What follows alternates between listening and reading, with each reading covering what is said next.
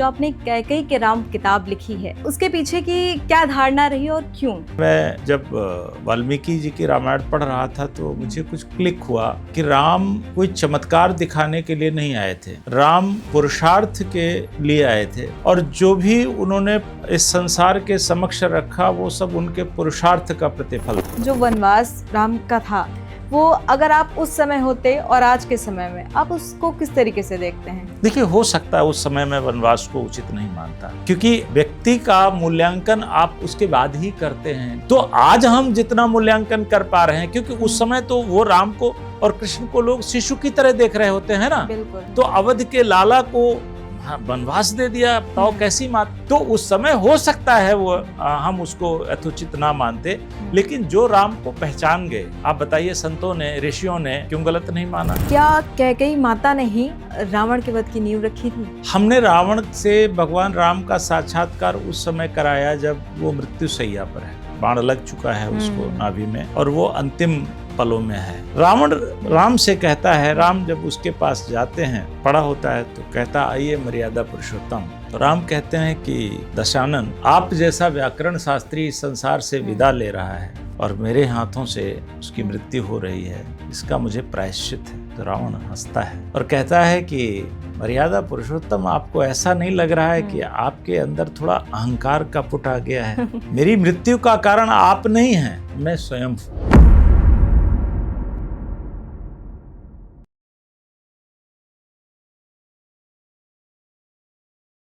नमस्कार, हमारे सभी व्यूअर्स का एबीएन समाचार पर फिर एक बार स्वागत है। आज हमारे स्टूडियो में एक ऐसे खास और बहुमुखी व्यक्ति मौजूद हैं, जिनका परिचय देना हमारे लिए गर्व की बात है। हमारे साथ हैं डॉक्टर रहीस सिंह, एक वरिष्ठ विचारक, लेखक और प्रेरक वक्ता। डॉक्टर साहब ने अंतर्राष्ट्रीय संबंधों, अर्थव्यवस्था, संस्कृति और इतिहास जैसे विषयों पर 24 से ज्यादा किताबें लिखी हैं। वह एक ऐसे विद्वान हैं जिनकी समझ अध्यात्म से लेकर देश, समाज और दुनिया के मुद्दों तक बेहद गहरी है। उनकी नई किताब कैकेयी के राम एक अनोखी और भावनात्मक रचना है। इस किताब में उन्होंने पहली बार श्री राम को कैकेयी के नजरिए से दिखाया है। इसमें कैकेयी की भावनात्मक और आध्यात्मिक यात्रा को बहुत ही सरल और सोचने पर मजबूर करने वाले अंदाज में बताया गया है। यह रचना साहित्य की दुनिया में एक नया दृष्टिकोण देती है। तो आइए ज्ञान और विचार की इस यात्रा की शुरुआत करते हैं। मैं पूरे सम्मान के साथ स्वागत करती हूँ डॉक्टर रहीस जी का। डॉक्टर साहब, एबीएन समाचार के इस पॉडकास्ट में आपका हार्दिक स्वागत है। सर, जो आपने कैकेयी के राम किताब लिखी है, वो उसके पीछे की क्या धारणा रही और क्यों? देखिए, कोई भी जब आप रचना करते हैं जी, तो धारणाएं स्वयं उत्पन्न नहीं होती हैं। बहुत छोटे छोटे आपके जीवन में कुछ घटनाएं होती हैं, कुछ आप पढ़ते हैं और वहाँ पर जाकर के क्लिक हो जाता है। जैसे मैं जब वाल्मीकि जी की रामायण पढ़ रहा था तो मुझे कुछ क्लिक हुआ कि राम कोई चमत्कार दिखाने के लिए नहीं आए थे, राम पुरुषार्थ के लिए आए थे और जो भी उन्होंने इस संसार के समक्ष रखा वो सब उनके पुरुषार्थ का प्रतिफल था। जी। हम क्या करते हैं कि हम प्रायः हमारे हर घर में एक रामचरितमानस ज़्यादातर हिंदू घरों में होती है, बिल्कुल, उसका अखंड पाठ भी होता है, लेकिन क्या वास्तव में हम राम के मूल्यों को, राम की मर्यादा को, राम के आदर्श को, राम के त्याग को, राम के तप को, राम के पुरुषार्थ को कहीं से अंश भर भी आत्मसात करते हैं? हम उसे माथे में लगाते हैं और रख देते हैं। जी। तो मेरा मन हुआ कि राम पर कुछ ऐसा लिखा जाए जो ना तो पौराणिक हो कंप्लीटली और ना ऐतिहासिक हो कंप्लीटली, दोनों का सम्मिश्र हो, ताकि हमारा युवा भी उसे पढ़े और ये देखे कि राम क्या है। क्योंकि जैसे वाल्मीकि को आप पढ़ोगे तो कई स्थानों पर वाल्मीकि जो है वो राम से नाराज होते हैं। जी।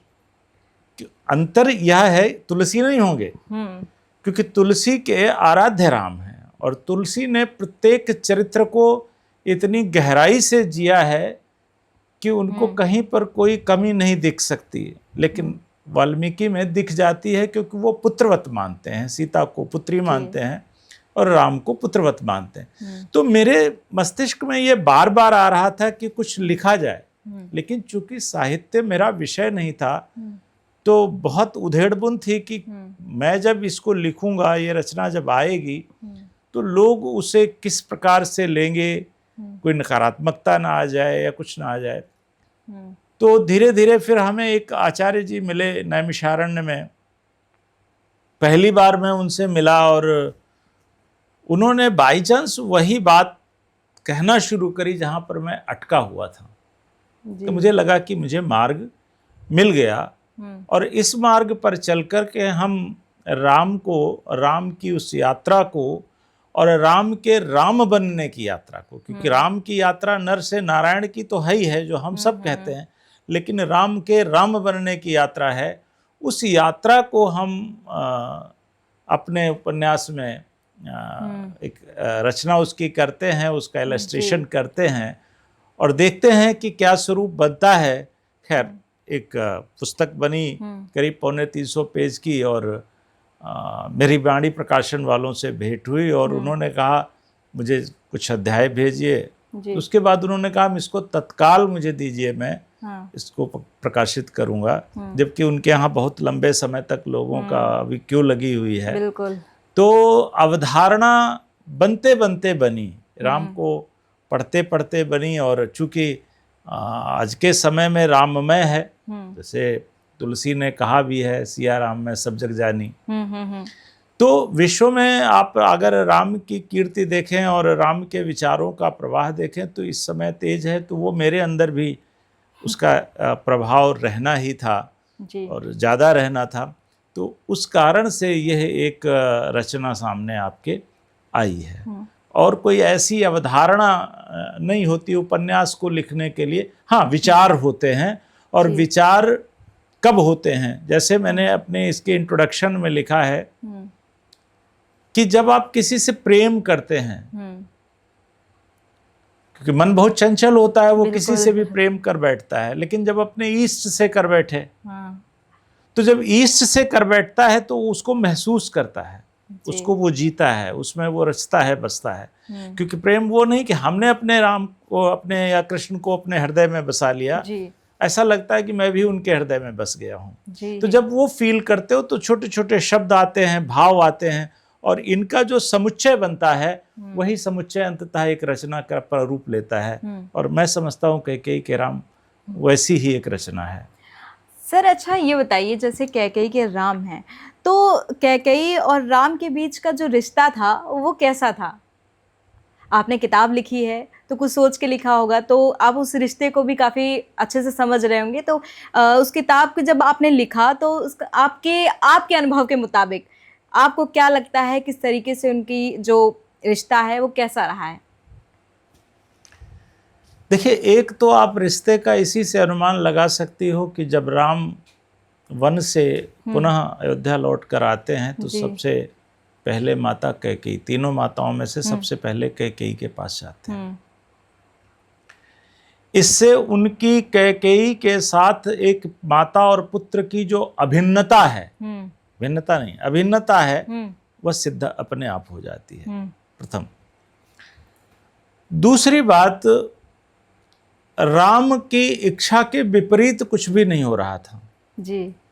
जो हो रहा था वो इच्छा के अनुकूल हो रहा था। यह अलग बात है कि वो अपनी इच्छा प्रकट नहीं कर रहे थे जी।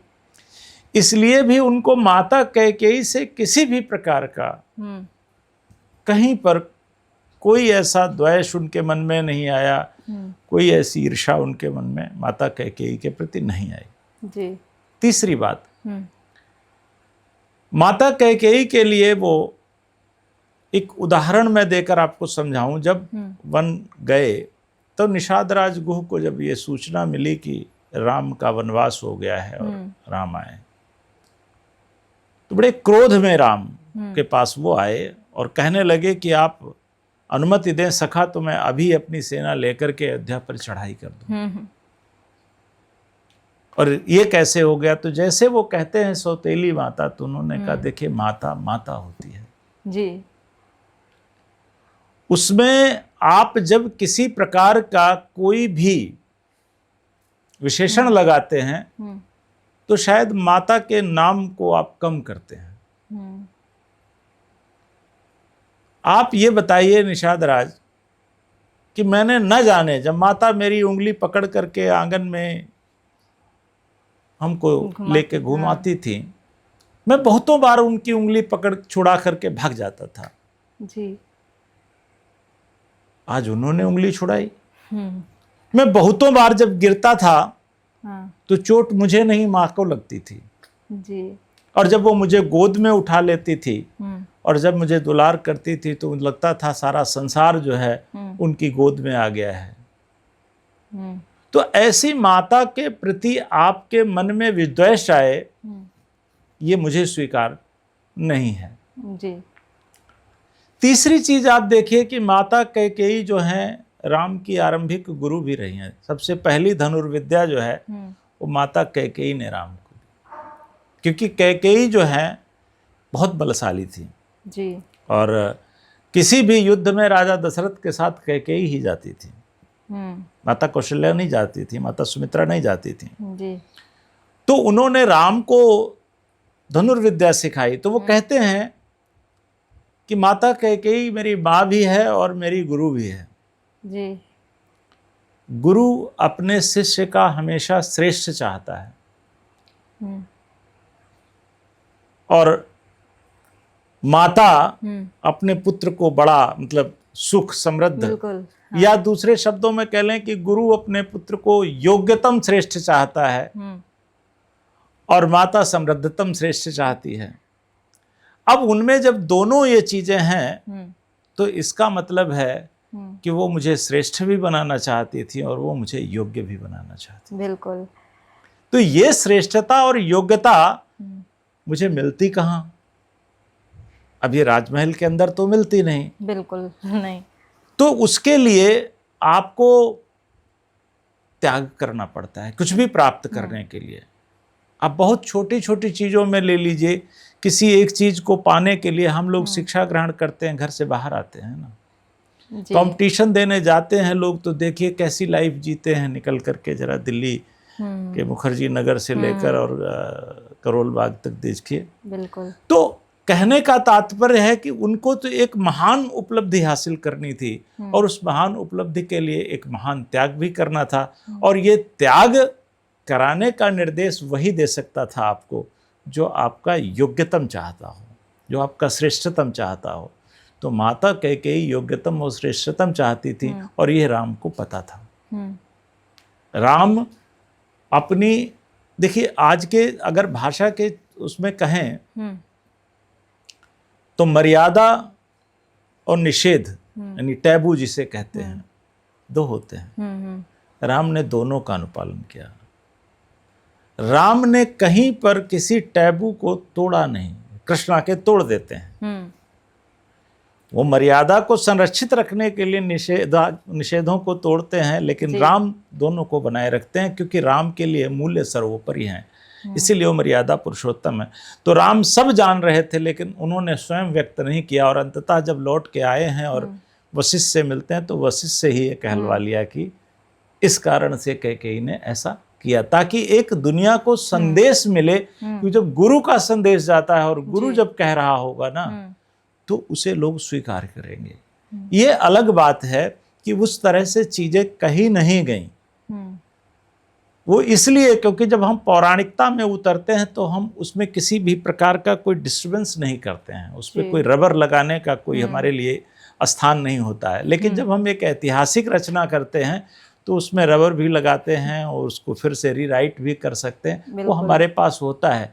तो तुलसी और वाल्मीकि ने जो लिखा उसमें रीराइटिंग का कोई अवसर नहीं है, कोई स्पेस ही नहीं है। लेकिन हम लोग जो लिख रहे हैं उसमें है, क्योंकि मुंडे मुंडे मतिर भिन्ना है ना, कि हर एक के मस्तिष्क में अलग अलग मत है और उस मत के अनुरूप जो है वो कर सकता है। तो अगर हमारी दृष्टि से यानी जो पुस्तक में माता कैकेयी हैं उस दृष्टि से देखेंगे तो आप देखेंगे राम को माता कैकेयी बहुत प्रिय थी और राम कैकेयी को बहुत प्रिय थे। यहाँ एक बात और मैं छोटी सी आपसे कहता चलूं। जी।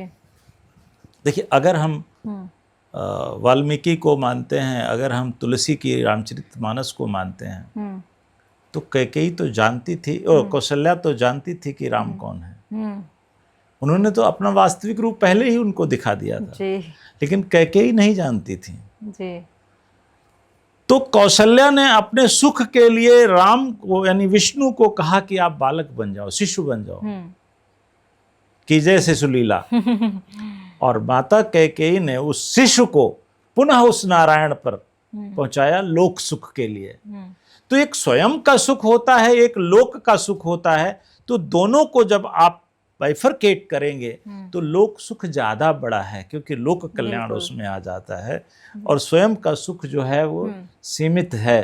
तो इसलिए माता कैकेयी मेरी दृष्टि में जो है वो आज जिस तरह से देखा जा रहा है उसका दृष्टिकोण बदलने की जरूरत है। और माता कैकेयी का स्थान बहुत, समाज में जो लोगों का दृष्टिकोण है वो कैकेयी को लेकर बिल्कुल अलग है। वो इसीलिए अलग है क्योंकि उन्होंने इस दृष्टि से कैकेयी को देखा नहीं है। जी। अच्छा, एक तरफ वो मानते हैं कि राम जो है वो विष्णु के अवतार है, भगवान है, और दूसरी तरफ माता कैकेयी को दोष देते हैं।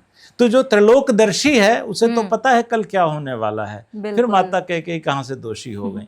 तो दोनों एक साथ नहीं चल सकती हैं। बिल्कुल सही बात है सर। जैसे कि कैकेयी माँ होकर एक ऐसी लालसा रखना कि राम को वनवास करा देना, इस पर आप क्या सोचते हैं?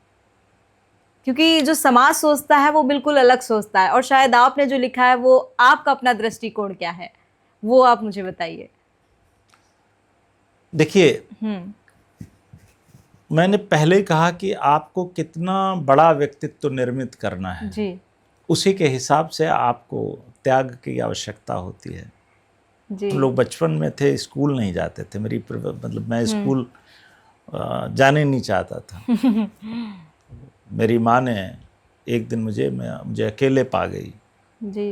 वैसे तो मेरा जैसा नाम है उसी के अनुरूप मैं व्यवहार करता था। तो मेरे घर में उस समय 2 नौकर थे, तो कोई गोद में उठा लेता था और वो मुझे खेत तक ले जाता था, फिर मैं बच जाता था, स्कूल जाना नहीं पड़ेगा। एक दिन देखी कोई आया नहीं, मैं भी रास्ता देख रहा था और पैदल तो मैं जा नहीं सकता था। तो माता जी बोली कि स्कूल नहीं गए? प्राइमरी गांव बगल में ही स्कूल 4 मकान छोड़ के था। तो मैंने कहा जा रहे हैं, गांव की भाषा में, अपनी अवधी भाषा में, जा रहे हैं। 5 मिनट हो गए, 7 मिनट हो गए, फिर आई, गए नहीं। तो अरहर जब सूखती है तो जहाँ उसका पेड़ जो है बड़ा सा होता है, हमारे यहाँ अवधी भाषा में इसको झाखर बोलते हैं। बड़ा था, उठाई और 2-3 मारी खींच करके पीठ पर, तो भगा पीठ पकड़ के। माँ तो माँ होती है चूंकि। फिर उनको गुस्सा आया कि नहीं ये पढ़ने जाएगा, तो उन्होंने मुझे तभी ननिहाल भेज दिया। जी।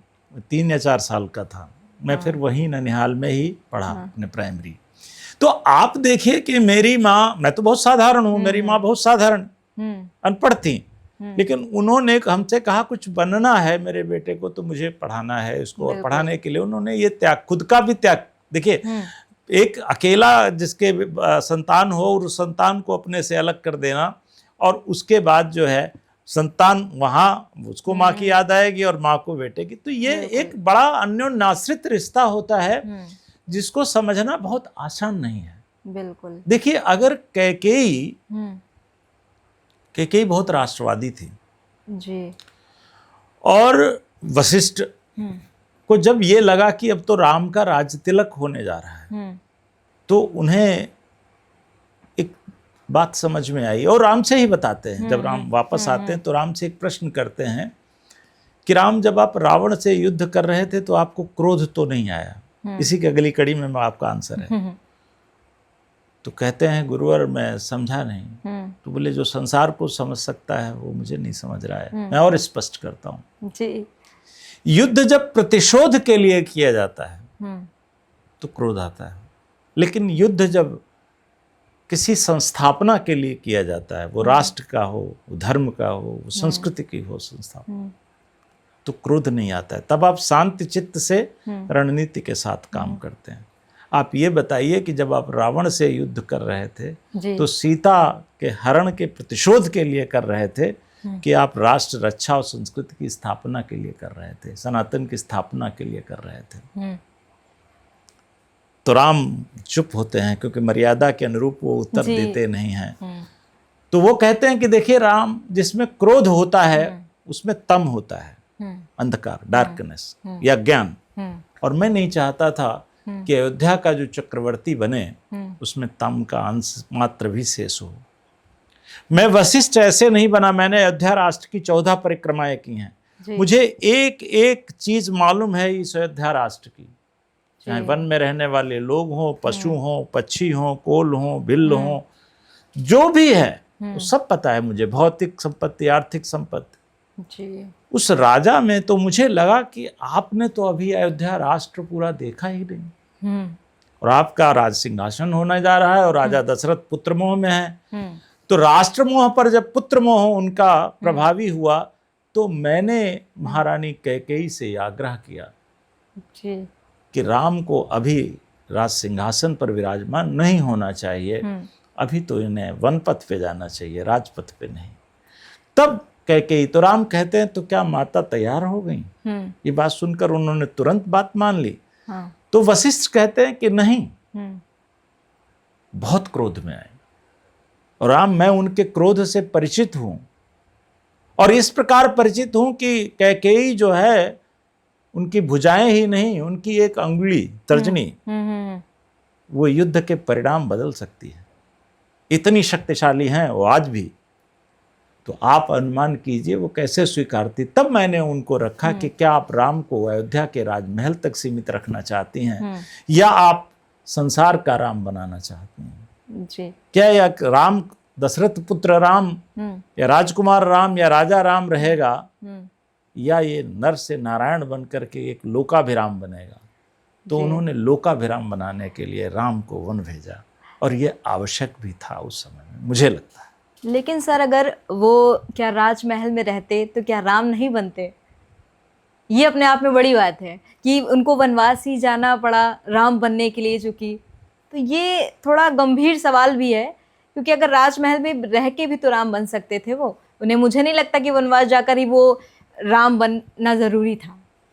प्रश्न आपका उचित है। देखिए, जब नामकरण हो रहा था चारों बालकों का, तुलसीदास जी ने लिखा है, तो राम का नाम करते समय, नामकरण करते समय वशिष्ठ कहते हैं सो सुख धाम राम अस नामा, यानी इनका नाम राम जैसा है, राम अस नामा जी, अवधि का शब्द है। तो अस नामा इसका मतलब है राम, या तो राम कोई पहले हुए हैं उनकी तरह इनका नाम है, या राम वशिष्ठ की कल्पना में है और वो राम लार्जर देन लाइफ है। तो जो वशिष्ठ की कल्पना में राम है वो राम कैसे बनेंगे? एक दूसरा, राम अपनी पीढ़ियों में इक्ष्वाकु की 65वीं पीढ़ी थे जी। उससे पहले 64 पीढ़ी हो चुकी। आपने कोई राम देखा? नहीं देखा। तीसरी चीज, जब अवतार होता है, हम मान के चलते हैं हमारे राम जो हैं मर्यादा पुरुषोत्तम भगवान श्री राम है जी, पर मैं एक उन्हें यहाँ पर तपस्वी के रूप में ज्यादा चित्रित कर रहा था जी। तो उसमें आकाशवाणी क्या हुई थी कि विप्रधेनु सुर संत हित लीन मनुज अवतार। उन्होंने कहीं नहीं लिखा कि मैं राज करने आ रहा हूं। विप्र यानी ब्राह्मण, गाय जी, धेनु, सुर यानी जितने भी लोग हैं मानव, और संत, मैं इनके लिए आ रहा हूं, इनकी रक्षा के लिए आ रहा हूं, इनके कल्याण के लिए आ रहा हूं। तो उनका पुरुषार्थ कहाँ था? सिर्फ इनके कल्याण में। अगर इनका कल्याण नहीं होता तो आप बताइए, 10 वर्ष की आयु में विश्वामित्र राम को लेकर के चले जाते हैं, ठीक है। और यही पर ये प्रश्न भी है कि मैंने इस पुस्तक में फिर वही निषाद राजगुह से चर्चा के समय राम से कहलवाया कि आज आप माता को दोषी ठहराते हैं, और जब मैं 10 वर्ष का था तब विश्वामित्र मुझे लेकर के गए थे वन में। अब तो 10 वर्ष और हो गए, क्योंकि मैं 10 वर्ष रुका हूं वन में, तो मैं 20 साल का हूं। तब तो 10 वर्ष का था। तो महाराज दशरथ पे किसी ने उंगली नहीं उठाई उसी प्रकार से, बिल्कुल। विश्वामित्र जी पर किसी ने उंगली नहीं उठाई, उनको किसी ने उस दृश्य से नहीं देखा जिस दृश्य कैकेयी को देखा। तो फिर माता कैकेयी को ही कटघरे में क्यों खड़ा किया जाता है?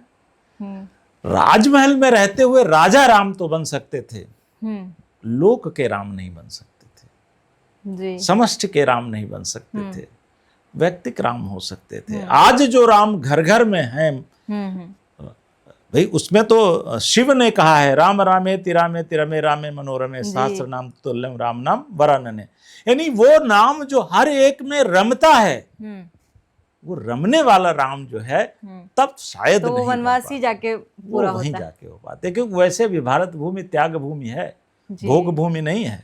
बिल्कुल, इसमें त्याग और कर्म दोनों हैं। दो हैं, और कर्म भी उस त्याग से कर्म जुड़ा हुआ है। जी। तो भारत के विषय में कभी ये मत मान लेना है भोग भूमि है, जिसने भोग किया इस भूमि का वो कभी भी यश का सारथी नहीं बन पाया, कभी यश प्राप्ति का लंबे समय तक नहीं बन पाया। जिसने त्याग किया और कर्म ऐसा किया जो लोक कल्याण के लिए है, उसी की गाथा गाई गई। बिल्कुल, आप सदियों के इतिहास में और पुराण में देख सकते हैं। लेकिन कहीं ना कहीं ऐसा कहा जाता है कि कैकेयी का त्याग या कोई साजिश थी कहीं भरत को राज सिंहासन पर बैठाने के लिए, देखिए मैंने इसलिए अभी राजा राम को वनवास भेज दिया। इसके पीछे की क्या रणनीति है? मैंने पहले अभी कहा कि अगर जब वशिष्ठ राम से बात करते हैं और राम कहते हैं, क्वेश्चन करते हैं, जब देखिए मैंने पहले कहा कि राम सब जान रहे होते हैं, लेकिन वो वशिष्ठ से कहलाना चाहते हैं। तो कहते हैं कि मुझे वनवास तो ठीक था, माता ने फिर भरत के लिए राज सिंहासन क्यों मांगा? बिल्कुल सही बात है। माता के ऊपर कलंक लगने का एक कारण बन गया ये। तो वशिष्ठ कहते हैं कि राम कैकेयी ये भली भांति जानती थी, अच्छा, कि अगर वे आपसे कहती कि बेटा तुम बन जाओ और सिंहासन भरत के लिए त्याग दो, तो आप एक क्षण गवाए बिना जो है सिंहासन त्याग देते। बिल्कुल, लेकिन उन्होंने ऐसा नहीं किया। दूसरी बात, वो इतनी ताकतवर आज भी हैं कि महाराज दशरथ की सेना जो है वो उनसे जीत नहीं पाती, और आप लड़ते नहीं। बिल्कुल, तो वो बाहुबल से भी राजपद अपने बेटे के लिए प्राप्त कर सकती थी, लेकिन नहीं किया। और तीसरी बात उन्होंने कहा कि जब मैंने उनके सामने ये प्रस्ताव रखा कि राम को वन गमन करना चाहिए, तो हम ही ने ये प्रस्ताव रखा, क्योंकि मुझे ये डर था कि राजा दशरथ जिस प्रकार से पुत्र मोह में थे, वो पुत्र मोह संभवतः उनके प्राण ले लेता, और ले भी गया। क्या दशरथ से दशरथ के नहीं, दशरथ से ज्यादा कैकेयी मजबूत थी क्या? ये भी संदेश जाता है। बिल्कुल मजबूत थी जी। दशरथ के प्राण गए, बाकी तो माता कौशल्या तो जानती थी, ठीक है ना, कि भाई ये कौन है, जबकि माँ का हृदय ज्यादा बेटे के लिए तो होता है, वो माँ का कैसे हृदय त्याग स्वीकार कर लेती। तो उन्होंने कहा कि संभव है कि राजा दशरथ प्राण त्याग दे जी, इसलिए, और अगर राम के जाने के बाद फिर राजपाट संभालेगा कौन? और अगर भरत संभालते हैं तो भरत फिर विधिक उत्तराधिकारी नहीं होंगे। विधिक उत्तराधिकारी शास्त्र के अनुसार राजा के द्वारा स्वयं जो है वो नॉमिनेट किया जाना चाहिए, और राजा तो राम को युवराज बना चुके हैं। बिल्कुल। तो जब तक वो भरत को राजपाट नहीं देंगे, जब तक वो भरत को राजा नहीं मानेंगे, तब तक वो विधिक नहीं होगा। तो पहले तो आप जो है वनवास नहीं, पहला वरदान मांगा था भरत को राजगद्दी, ठीक है। हाँ। जब भरत को राजगद्दी प्राप्त हो जाएगी तो भरत हो गए विधिक अधिकारी। अब अगर राजा की मृत्यु भी हो जाती है तो ये बाद में संकट नहीं होगा कि ये तो क्राउन के बीच में क्राइसिस आ गया कि भाई कैसे, ये कैसे संभव है, और मेरे होते हुए कोई यहाँ पर असंवैधानिक या अविधिक कार्य नहीं हो सकता। सर, चूंकि मैं एक और क्वेश्चन ऐड ऑन करना चाहूँगी, क्या कैकेयी माता ने ही रावण के वध की नींव रखी थी? ये क्वेश्चन थोड़ा सा टेढ़ा है। वैसे आपका क्वेश्चन किताब से के टाइटल से प्रासंगिक लग रहा है, जी।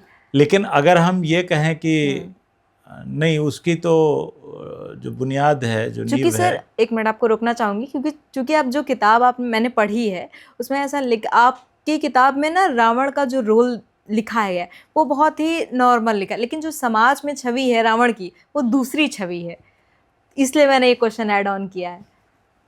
नहीं, अब इन दोनों का एक साथ उत्तर देते हैं। जी पहले रावण पे आ जाते हैं, हो सकता है वहीं से आंसर आपका निकल आए। जी। हमने रावण से भगवान राम का साक्षात्कार उस समय कराया जब वो मृत्यु शैया पर है, बाण लग चुका है उसको नाभि में, और वो अंतिम पलों में है। तो अंतिम पलों में जब कोई व्यक्ति होता है तो फिर उसकी जितनी भी नेगेटिव चीजें हैं वो खत्म हो जाती हैं। राम स्वयं विभीषण से कहते हैं कि आप अपने भाई का अंतिम संस्कार कीजिए, तो विभीषण थोड़ा चौंकते हैं कि जी। प्रभु आप ये कह रहे हैं? बोले देखिए, जब तक रावण जीवित था तब तक हमारा शत्रु था, बिल्कुल। अब शत्रुता उसकी मृत्यु के साथ समाप्त होने जा रही है। अब रावण समाप्त हो चुकी है, अब रावण हमारा शत्रु नहीं है, अब ये जो है वो आपका भाई है, एक योग्य व्याकरण शास्त्री है, और इसका यथोचित पूर्णता जो है वो पूर्ण अंतिम संस्कार होना चाहिए। रावण राम से कहता है, राम जब उसके पास जाते हैं और पड़ा होता है तो कहता आइए मर्यादा पुरुषोत्तम। तो राम कहते हैं कि दशानन, आप जैसा व्याकरण शास्त्री इस संसार से विदा ले रहा है और मेरे हाथों से उसकी मृत्यु हो रही है, इसका मुझे प्रायश्चित है। तो रावण हंसता है जी। और कहता है कि मर्यादा पुरुषोत्तम, आपको ऐसा नहीं लग रहा है कि आपके अंदर थोड़ा अहंकार का पुट आ गया है? जी। मेरी मृत्यु का कारण आप नहीं हैं, मैं स्वयं हूं। और वो कहता है कि क्या आप ही ये जानते थे, या आपने जिनके लिए ये कहा था, आप ध्यान करिए, जब पहली आपने घोषणा करी थी, आकाशवाणी करी थी कि हरिहं सकल भूमि गरुआई, किस हमको समाप्त करके, निशाचरों को समाप्त करके आप सकल पृथ्वी का भार जो है वो हरने आ रहे थे, तो क्या ये आपके देवताओं को ही सुनाई दिया था? ये मुझे नहीं सुनाई दिया था। मैं जब जनकपुरी में गया, जब स्वयंवर चल रहा था, जब मैंने आपको देखा, मैंने सीता को देखा, और अपने गुरु, अपने आराध्य शिव का धनुष देखा, जिस धनुष को एक से एक महारथी हिला नहीं पा रहे थे, और सीता ने उसको बाएं हाथ से उठाकर दाहिने हाथ से उसके नीचे गाय के गोबर से लीपा, मैं समझ गया था ये आदिशक्ति हैं, ये कोई साधारण स्त्री नहीं है जी। उसके बाद भी आप ये कह रहे हो कि मुझे नहीं पता था, तो वो बोले कि आपने फिर वैर क्यों लिया हमसे? राम ने पूछा दशानन से, वैर क्यों लिया? तो कहता, राम ये बताइए कि आप आकर के एक प्रतिज्ञा करते हैं कि निश्चरहीन करो मैं भुज उठाए प्रणकीन, तुलसीदास जी ने लिखा है कि आपने प्रतिज्ञा कर ली कि मैं निशाचरों से भूमि को मतलब रिक्त कर दूंगा। बिल्कुल। अब आप बताइए, मुझे आप निश्चरपति कहते हैं जी, यानी मैं इनका चक्रवर्ती, तो आपकी इस प्रतिज्ञा के बाद मैं आपके समक्ष आत्मसमर्पण कर देता या फिर आपसे युद्ध करता? राजा का कर्तव्य क्या होना चाहिए, धर्म क्या होना चाहिए? तो राम ने कहा, राजधर्म तो यही कहता है कि आप अपने लोगों की रक्षा करो, बिल्कुल, और अपने राष्ट्र की रक्षा करो, और इसके लिए युद्ध आवश्यक है। तो कहते हैं कि राम फिर मैंने वही तो किया। अंतर इतना है कि आपने अपने धर्म का पालन किया, हमने अपने धर्म का पालन किया। जी। तो राम कहते हैं कि नहीं, थोड़ा सा अंतर था। बोले क्या? बोले आपके आराध्य शिव होते हुए भी आपने शिवत्व को आत्मसात नहीं किया, आपने शक्ति के लिए लगातार प्रयास किया, और मैंने शिवत्व को आत्मसात किया, और जहाँ शिवत्व है वहाँ सत्य है, जो सत्य सुंदर है, तो आपने उस सौंदर्य को नष्ट किया, यह आपका दोष था। तो देखिए, रावण की माने पुस्तक में तो रावण ने ही नींव रख दी थी अपने कि मुझे मुझे मुझे तो आपसे मरना है, क्योंकि वो शत्रु भी ऐसा चाहता था। उसका शत्रु साधारण नहीं हो सकता था, वो राम जैसा ही शत्रु हो सकता था। उसका वध करने वाला कोई सामान्य नहीं हो सकता था। वो राम जैसा ही 14 वर्ष तक वनवास करने वाला, 14 वर्ष तक तप करने वाला, कंदमूल फल खाने वाला, वो राम हो सकता था। तो इसलिए यह नींव अगर श्रृंखला में देखेंगे तो या तो कहें स्वयं भगवान विष्णु ने रखी, या देवताओं के उन्होंने रखी, या नारद ने रखी क्योंकि नारद ने श्राप दिया था, या फिर माता कैकेयी ने रखी, ठीक है ना, या राम ने स्वयं रखी। तो बहुत सी ऐसी चीजें हैं जिनको अपने अपने दृष्टिकोण से देखते हैं। हाँ, हम यह जरूर कहते हैं कि रावण उस यात्रा का, जो राम की यात्रा है, उस यात्रा का अंतिम पड़ाव था, और उस यात्रा का आरंभ माता कैकेयी ने किया, या उसकी पाथेय माता कैकेयी थी। तो उसको अपनी अपनी दृष्टि से लोग देख सकते हैं कि उन्होंने नींव रखी, या रावण ने स्वयं रखी, या राम ने स्वयं रखी। जी सर, आप करंट टाइम में सबसे ज्यादा कृष्ण या राम को मानते हैं?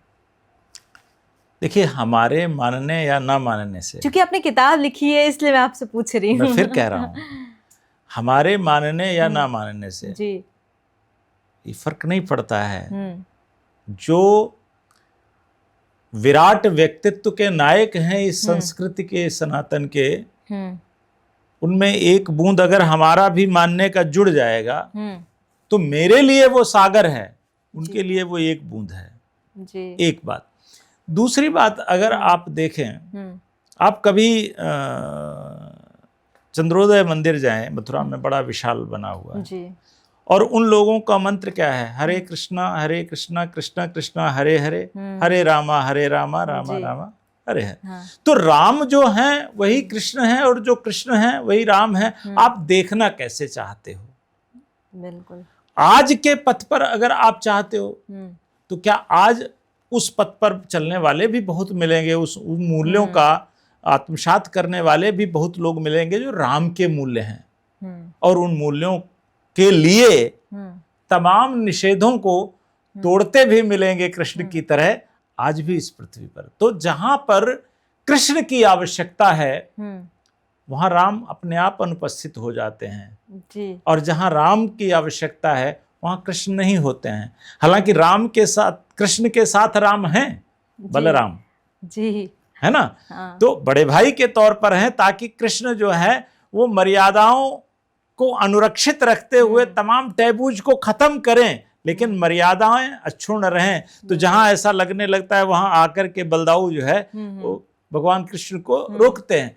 तो आज की आवश्यकता में ये दोनों हैं। और आज के संदर्भ में एक बात और कहें कि जब मैं जे.एन. दीक्षित की किताब एडिट कर रहा था तो उन्होंने लिखा कि हमारी विदेश नीति 3 स्तंभों पे खड़ी है जी। कौटिल्य, विदुर और श्री कृष्ण। तो श्री कृष्ण जो है इसलिए क्योंकि विदेश नीति हमारे राम की मर्यादा मूल्य पर चलोगे आज नहीं चल पाएगी, क्योंकि आज की लड़ाई जो है वो संभ्रांत नहीं रह गई है, वो असंभ्रांत है, उसमें प्रतियोगिताएं असंभ्रांत हैं।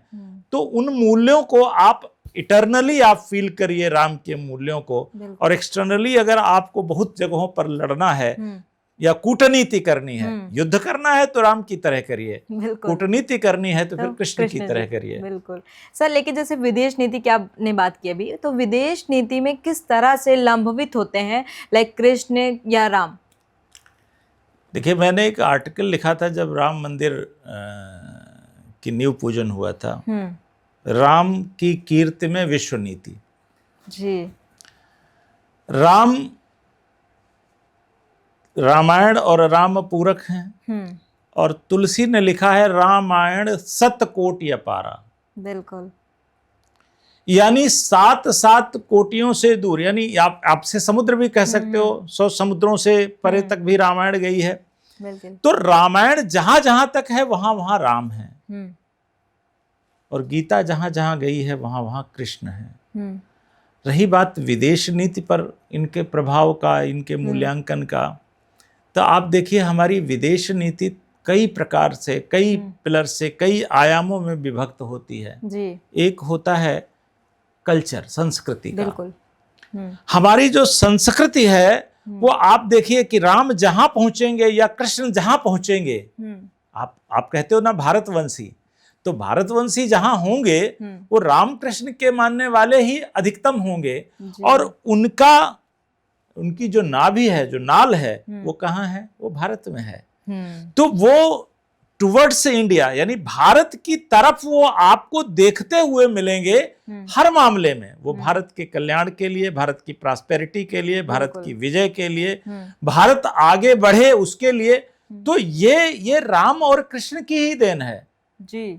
तो बाहर बैठ करके जब आप विदेश नीति, और दूसरा व्यक्तित्वों का, जब आप व्यक्तित्वों पर जाते हैं, व्यक्तित्व का बड़ा निर्णायक, तो एक तो नेता, हमारा नेतृत्व जो होता है उसके व्यक्तित्व का प्रभाव पड़ता है, और जो हमारे ऐतिहासिक पौराणिक नायक हैं उनका भी हमारी विदेश नीति पर, उनके व्यक्तित्व का प्रभाव पड़ता है। उन्होंने किस प्रकार से यह कूटनीति की थी, अगर वो महाभारत में कृष्ण की कूटनीति कैसे आई, या लंका में राम कौन सी कूटनीति करते, वो चाहते तो सीधे जाकर के समुद्र पार करते और लड़ते, लेकिन उसके बाद भी उन्होंने अंगद को भेजा।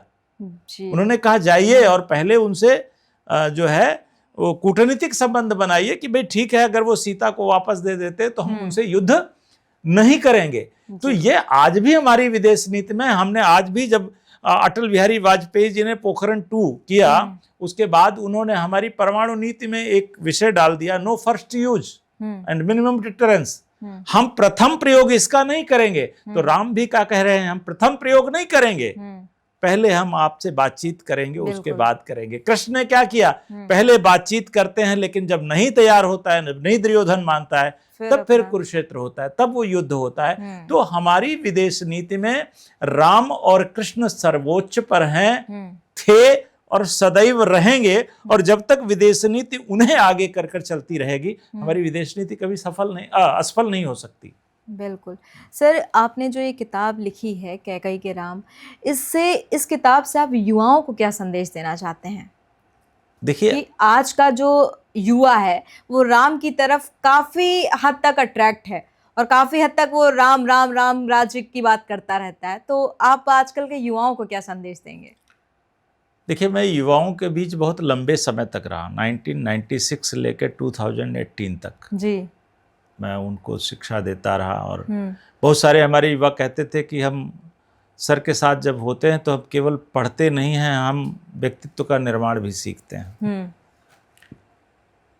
देखिए, राम का नाम लेना, कृष्ण का नाम लेना, ये तो बहुत सुंदर सी बात है। हम लोग गांव में थे तो वहां भी जयराम जी की ही चलता था, वहां नमस्ते नहीं था, जयराम जी की था। आज भी जयराम जी की ही बोला जाता, और फिर वापस लौट रहा है, फिर लौट रहा है। हाँ। तो आप उनका नाम लेते हो, ये आपके अंतर मन को शुद्ध करता है, क्योंकि जितनी बार आप नाम लोगे, आप अंदर में एक आएगा, एक शुद्ध आपके विचार आएगा ना, शुद्ध आचरण आएगा ना। बिल्कुल। और दूसरे से अभिवादन जब करोगे तो झुक के करोगे, राम राम करोगे तो हाथ जोड़ के करोगे, आप हाथ हिला के नहीं करोगे। तो इस तरह से राम आज के युवाओं के अंदर पैठ अपनी बना रहे हैं, या वो राम के प्रति आकर्षित हो रहे हैं, ये मुझे बहुत अच्छा लगता है व्यक्तिगत तौर पर। एक चीज और मैं बताऊं, हमारे समय के युवा से आज का युवा बहुआयामी है। हम लोग एकांकिक थे, एक सिलेबस की किताब बता दी गई, वही पढ़ना है, वही इम्तिहान देना है। आज वो सोशल मीडिया भी देखता है, डिजिटल मीडिया से भी उसका कनेक्ट है, वो विचारों से जुड़ता है, विभिन्न प्रकार के विचारों से जुड़ता है, तो वो ज्यादा योग्य है। लेकिन जब विचारों का प्रवाह बहुत ज्यादा आता है तो एक लाइक जगरनाट, यानी बहुत बड़ा घोड़ों का झुंड हो और वो हिनहिना रहे हो, तो उन्हें नियंत्रित करने के लिए एक आवश्यक होता है कि आपका या तो गुरु हो, और कोई नहीं है तो फिर राम और कृष्ण ही आपके सबसे, क्योंकि कृष्ण के विषय में तो कहा गया है, वसुदेव सुतम देवम कंस चाणूर मर्दनम देवकी परमानंदम कृष्णम वंदे जगत गुरु। तो वो जगत गुरु हैं, राम जगत गुरु हैं, उनके उनसे बड़ा कोई गुरु है ही नहीं। तो आप उनका मार्ग अगर अनुसरण करते हो, उनकी उंगली पकड़ के चलते हो, तो मुझे आपको बताने में ये कतई कहीं पर कोई हिचक नहीं हो रही। ना वो कभी किसी डिप्रेशन का शिकार होंगे, ना कभी उनके मन में नकारात्मकता आएगी। वो सदैव आगे के पथ पर ही बढ़ेंगे, चलेंगे, और लक्ष्य को हासिल करके ही रुकेंगे। उसके साथ साथ, लक्ष्य हासिल करने के साथ साथ, वो एक कैपिटल, सोशल कैपिटल बनेंगे। सोशल कैपिटल का मतलब है कि हम अपना हित तो देखें, हमारी जो सराउंडिंग में है, चाहे वो पशु हो, पक्षी हो, मनुष्य हो, हम उनके लिए भी कुछ करें। तो हम एक नेचर कैपिटल, एक सोशल कैपिटल, इसका भी वो युवा निर्माण करने में सफल होगा। और मुझे लगता है कि भारत में एक बड़े वर्ग में युवाओं के ये चीज़ें आ रही हैं। और ये किताब बताती है कि राम ने चमत्कार के लिए यहाँ पर अवतरण नहीं किया, राम ने पुरुषार्थ के लिए किया। आप पुरुषार्थ करिए, आप त्याग करिए। आप सोचिए ना, इतना बड़ा व्यक्तित्व, त्रिलोकाधिपति है, और वो केवट के आगे जो है हाथ जोड़ के खड़ा है, मुझे गंगा जी को पार करा दीजिए जी। वो समुद्र के सामने 3 दिन तक हाथ जोड़े बैठे रहते हैं कि मुझे मार्ग दे दीजिए। वो सीता का हरण होता है, त्रिलोकदर्शी हैं, और वो खग अमृग मधुकर श्रेणी उनसे पूछते हैं सीता का पता बता दीजिए। वो रावण को अकेले ही जीत सकते थे, लेकिन बानर और भालुओं का संग लेते हैं। और तो ये क्या है? ये संदेश है, सबको साथ लेकर के चलो। जिसका मान, जिसकी मर्यादा जिस स्तर की है, उसका उतना सम्मान करो, चाहे वो पशु हो, पक्षी हो, पेड़ हो, बड़ा हो, बूढ़ा हो। सवरी के कुटिया में जाके बेर खाते हैं। गिद्धराज जटायु का पिता की तरह, मतलब जिस तरह से एक पिता का संस्कार किया जाता है वो संस्कार करते हैं, जबकि गिद्ध कौन छूना चाहेगा? कोई नहीं।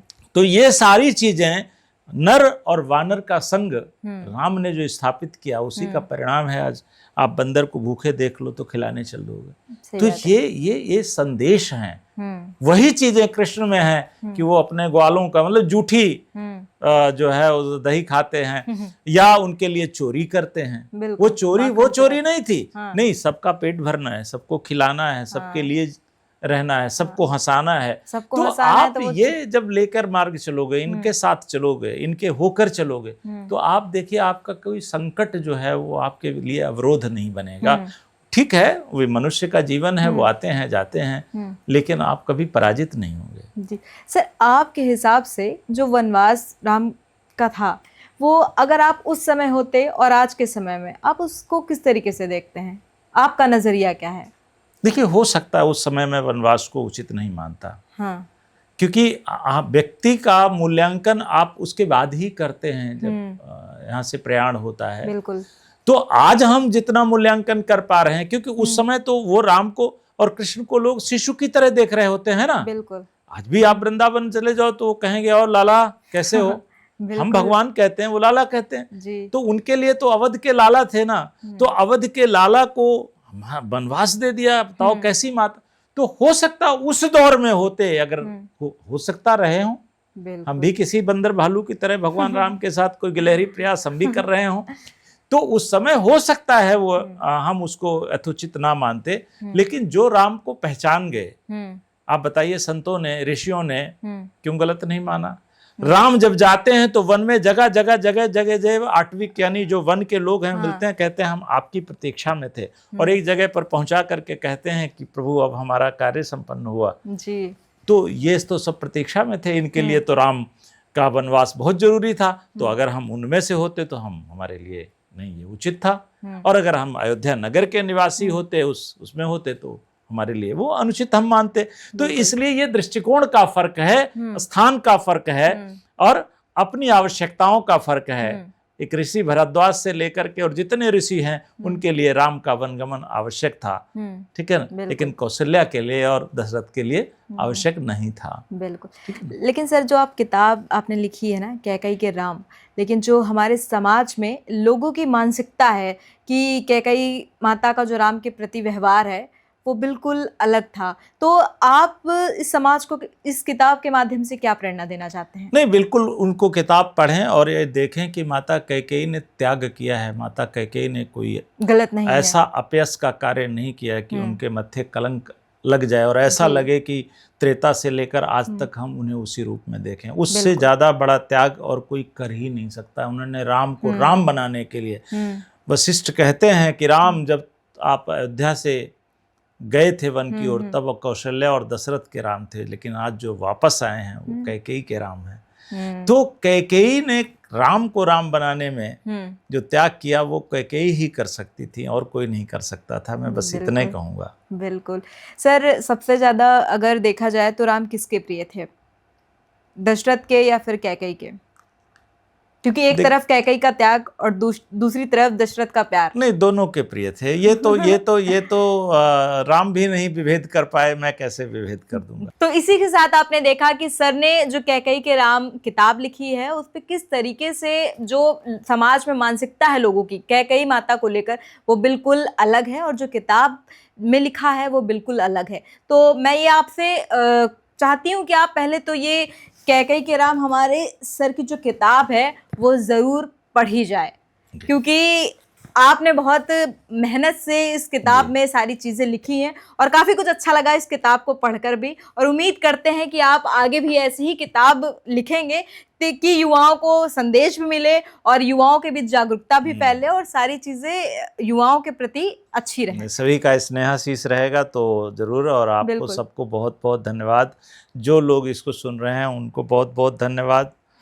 अब अच्छा रहे। उम्मीद करते हैं आप जब नेक्स्ट किताब लिखेंगे तो फिर हम आपका पॉडकास्ट जरूर करेंगे। बिल्कुल बिल्कुल। धन्यवाद। धन्यवाद।